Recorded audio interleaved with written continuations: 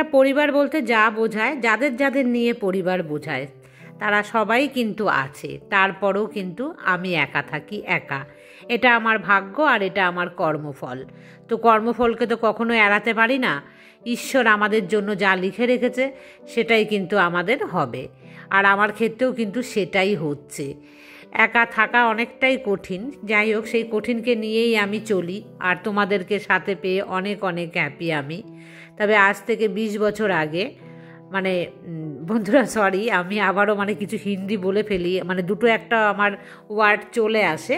জয়িতা আমাকে বলছিল যে তুমি রাজস্থানে ছিলে বলে তুমি মানে হিন্দি বেশ কয়েকটা কথাই তুমি বলে ফেলো। হ্যাঁ, আসলে কী বলতো, ওখানে তো ছিলামই আমি। তারপরে আমার হাজব্যান্ড তো তোমরা জানোই বাইরে বাইরে থাকে, তো বাইরে বাইরে তো হিন্দি ওদের ওখানে চলে। আর ইদানিং আবার জুড়েছে মেয়েও ওখানে হিন্দি বলে। তো কিছু অভ্যাস আমার রয়ে গেছে, আর যেহেতু এরা থাকে বাইরে সে কারণে কিছু কিছু কিন্তু আমার বেরিয়ে যায়।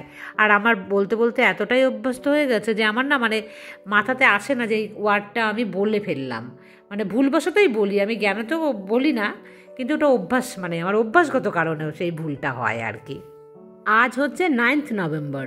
20 বছর আগের এই 9th নভেম্বর আমার জীবনে খুব খুশি ছিল, খুব আনন্দ ছিল, কারণ আমার কোল জুড়ে কিন্তু আমার মেয়ে এসেছিল সেদিন।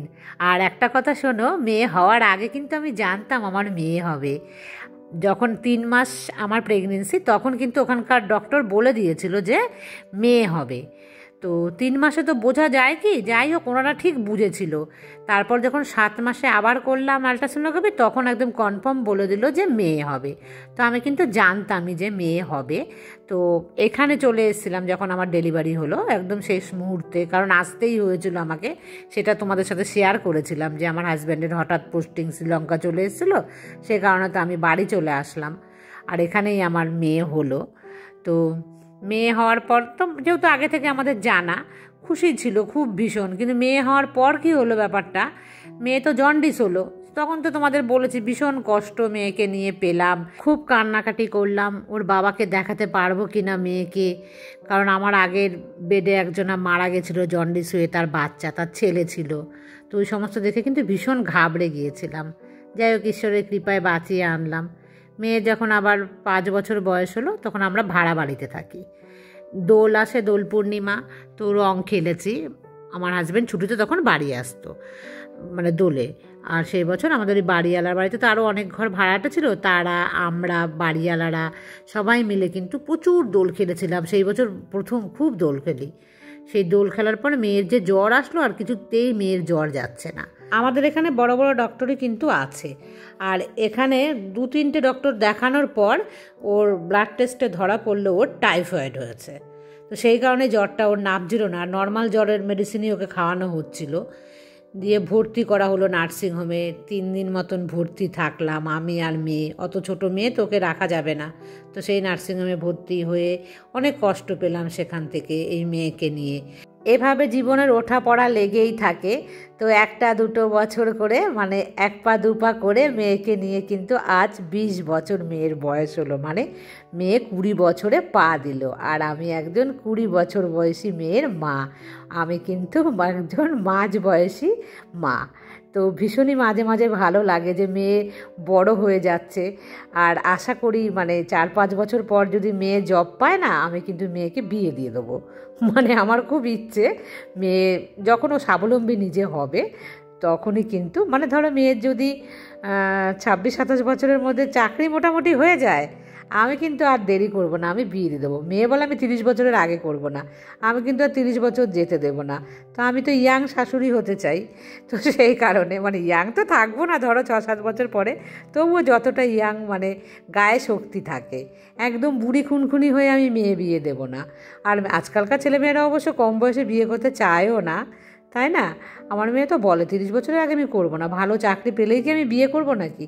আমি তো আগে নিজের লাইফটাকে নিজের মতন করে এনজয় করব। এটা তো একদম ঠিক কথাই। যত ভালো স্বামী হোক না কেন, বিয়ের পর সেই স্বাধীনতা কিন্তু পাওয়া যায় না। সে পছন্দ করবে না তোমার ঘোরাফেরা, তাই না বন্ধুরা? স্বামীরা যত ভালোই হোক না কেন, আমরা যদি ঘুরে বেড়াতে চাই নিজের স্বাধীনভাবে, সেই স্বাধীনতায় কিন্তু তারা হস্তক্ষেপ করবেই। আমাদের স্বাধীনতা কিন্তু তাদের কাছে ভালো লাগবেই না, একদম 100%। একদম আমি তোমাদেরকে বলছি এই কথাটা, মিলিয়ে নেবে। আজ বন্ধুরা মনটা আমার একটু বেশ ভারী ভারী। আজকে একটা সুখের দিন, তারপরেও মনটা কেন এরকম হচ্ছে, মেয়ে নেই বলে মনে হয় হচ্ছে এরকম, কেমন যেন একটা লাগছে মনের মধ্যে। আর ভেবো না যে আমি পায়েস বানাবো, আমি কিন্তু পায়েস বানাচ্ছি না। আমি দুপুরে কি রান্না হবে সমস্ত না কেটে নিলাম, পরে এসে রান্না করব। কিন্তু এখন আমি স্নান করতে যাব আগে, সকাল সকাল গিয়ে আগে কিন্তু আমি স্নান করে চলেও এসেছি। আর দেখো একটা ধোয়া জামা কাপড় আমি পরে নিয়েছি। এই জামাটা এর আগে একবার পরেছিলাম কিনা আমার মনে নেই, মনে হয় পরিনি। যাই হোক, এটা কিন্তু একদম মানে ধোয়া, এটা পরে কিছু আমি খাইনি। পুজোর সময় যে এতগুলো কুর্তি কিনলাম একটাও পরতে পারছি না, কারণ হচ্ছে সমস্ত আমি বড় কিনেছি, গায়ের মধ্যে ঢলবল করছে একটু একটু।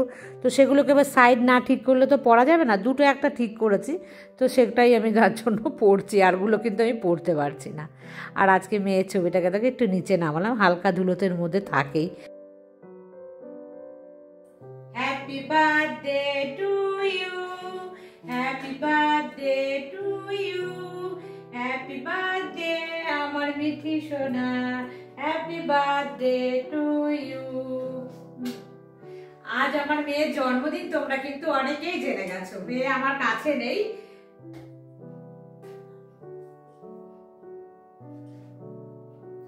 ভীষণভাবে মিস করছি। মেয়ে ওখানে আছে,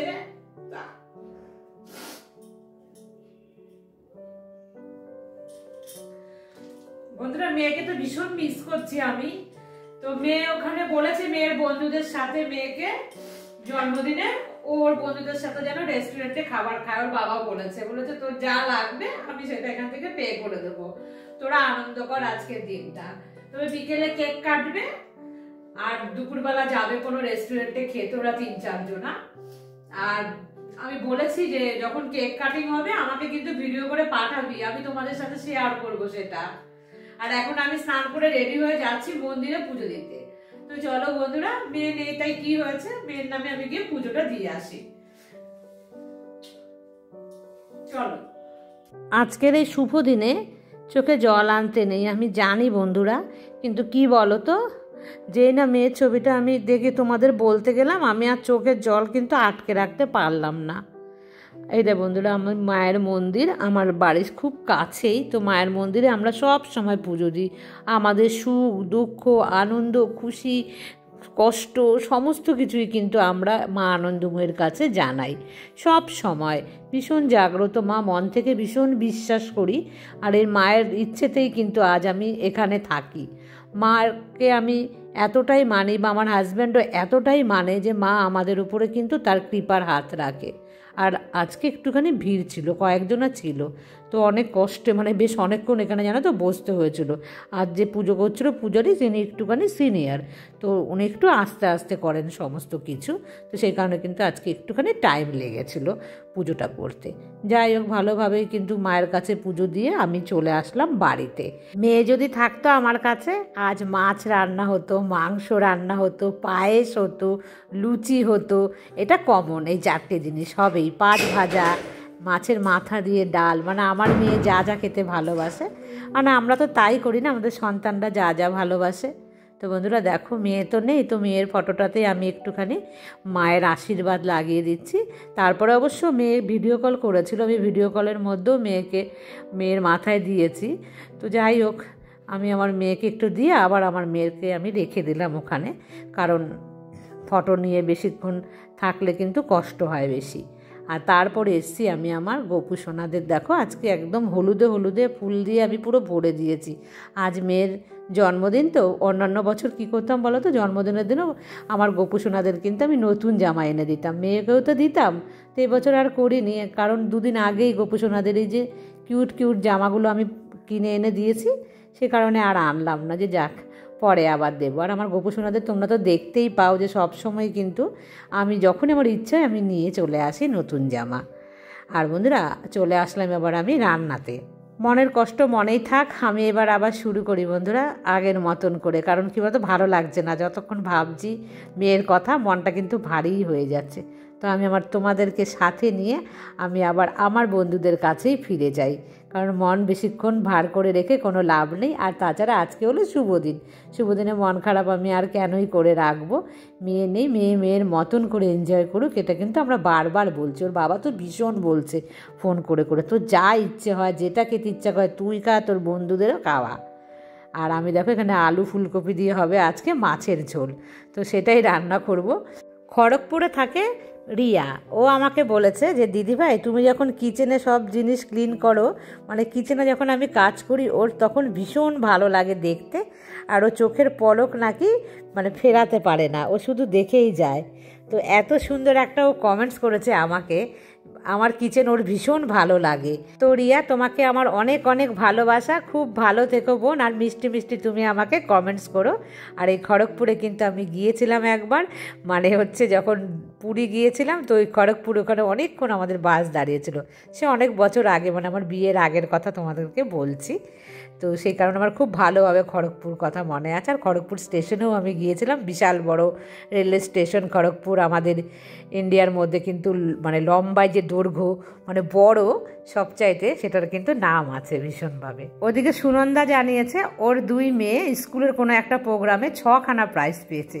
শুনে এত ভালো লেগেছে, কারণ 6টা প্রাইজ কিন্তু মুখের কথা না, অনেকগুলো মানে ভালো কাজ করার ফলে কিন্তু 6খানা প্রাইজ। তো 2 মেয়েকে আমার অনেক অনেক ভালোবাসা। তোমরা এত সুন্দর মানে প্রাইজ পেয়েছো, তোমরা জীবনে আরও উন্নতি করো, অনেক বড় হও, মন থেকে সেটা একদম মানে আমার আশীর্বাদ রইল তোমাদের ওপরে। আর এখন আমি গরম ভাতে বেগুন ভাজার সাথে কী নিলাম, ওটা কিন্তু আমি ঘি নিয়েছি। অনেক দিন পর মনে হলো গরম গরম ভাতে ঘি বেগুন ভাজা দিয়ে খেতে কেমন লাগে, ভীষণই কিন্তু ভালো লাগে বন্ধুরা। এখন দুপুর 1:05 বাজে, আমার খাওয়া দাওয়া পুরো কমপ্লিট হয়ে গেছে। আমার এত খিদে পেয়ে গেছিল, সকাল থেকে তো খাইনি কিচ্ছু। এসে একটুখানি ঠাকুরের ফুলটা মাথায় ছুঁয়ে তারপরে একটুখানি জাস্ট এইটুখানি আমি মিষ্টি মুখে দিয়েছি আর জল খেয়েছি 1 গ্লাস। তারপরে রান্না করে ফেললাম খুব তাড়াতাড়ি, আর কিচ্ছু করলাম না। ভেবেছিলাম কি জানো তো, যখন ওই মায়ের বাড়িতে পুজো দিতে গেলাম, মানে আমাদের ওখানে মায়ের বাড়ি মানে হচ্ছে মা আনন্দময়ীর কাছে, তো মিষ্টি দোকান থেকে ভেবেছিলাম কচুরি বা ডালপুরি কিছু আজকে নিয়ে আসবো, ভুলে গেছি আমি। তারপর আর কিচ্ছু বানাতে ইচ্ছে করলো না, দিয়ে এখন চটপট আমি খেয়ে নিলাম। আর এখন বসে আমি মানে রেস্ট নেব অনেকক্ষণ। আর তার আগে তোমাদের কমেন্টসের কতগুলো রিপ্লাই আমি দিয়ে দিই, কারণ অনেকগুলো কমেন্টস কিন্তু জমে গেছে। তো বন্ধুরা সেটা করি, করে কি করছি পরে আবার তোমাদের সামনে আসবো। আর মেয়েকে বলেছিলাম যে তুই যখন কেক কাটিং করবি সেটা তো পাঠাবি। মেয়ে বলল সকালবেলায় নাকি ওর কেক কাটিং হয়ে গেছে, কারণ বন্ধুরা বলেছে সকালবেলা কেক কাটিং করে তারপরে না তোরটা খাবো, মানে দুপুরবেলা যে তুই খাওয়াবি। তাই আমি বললাম ঠিক আছে পাঠা, তো পাঠিয়েছে বন্ধুরা, তো দেখে নাও এক ঝলক। Happy birthday to you, happy birthday to you, happy birthday dear Onisha, happy birthday to you। अबे केक भाई कैंडल ले भा, कैंडल भाई नेभा नेभा नेभा। এই যে ডেকোরেশনটা দেখতে পাচ্ছ, এটা কিন্তু ত্রিপর্ণা করেছে, মানে মেয়েকে বার করে দিয়ে। আর এই দেখো এগুলো হচ্ছে ওদের গিফট। আর কিছু গিফট কিন্তু পাঠিয়েছে এখান থেকে গেছে, মানে ওর বান্ধবীরা যে কৃষ্ণনগরে থাকে তারা কিন্তু দিয়েছে আমার মেয়েকে। ওরা ভীষণই ভালোবাসে, আর মেয়ের সঙ্গে কিন্তু খুব ভালো সম্পর্ক ওদের। তবে মেয়েরা কিন্তু ভালো করে ভিডিওটা একদমই তোলেনি। আমি বলেছিলাম যেভাবে ভিডিওটা তুললে ইউটিউবে দেওয়া যায় সেভাবে তুলবি, আশেপাশে তুলবি, কারা আছিস পেছনে ক্যামেরার সেটা তুলবি। মেয়ে কিন্তু কিছুই করেনি, বলে ত্রিপর্ণা তুলেছে। আমি বললাম তুই বলে দিলি না কেন একবার, ও কি জানে? বলে হ্যাঁ ও জানে, কিন্তু যাই হোক এটা পাঠিয়েছি, তো সেটাই তুমি দাও আন্টিদেরকে। তো আমি সেটাই দিলাম বন্ধুরা। আর আমাকে বলে তুমি তো বেশি ক্যামেরায় ভিডিও করতে এক্সপার্ট হয়ে গেছো, আমরা অত এক্সপার্ট না যে কি করলে দেখানো যাবে, লোক বুঝতে পারবে। আমি বললাম যাই হোক, যা পাঠিয়েছে তাই দেখাই, আর কি করবে। পরের বাজে হলে কিন্তু ভালো করে তুলবে, তাহলে আমি ভালোভাবে দেখাতে পারবো আন্টিদের। আর বন্ধুরা এইভাবে মনের মধ্যে আনন্দ, একটুখানি কেমন ফাঁকা ফাঁকা লাগা, সেই সমস্ত নিয়েই কিন্তু আজকে সারা দিনটা আমি তবু অনেকটাই কাজকর্ম করে তোমাদের সামনে কিন্তু আমি আসলাম, কারণ এটাই আমাদের জীবন আর এটাকেই আমাদেরকে মেনে নিতে হবে। আর আজকের মতন এই পর্যন্তই রাখছি। টাটা।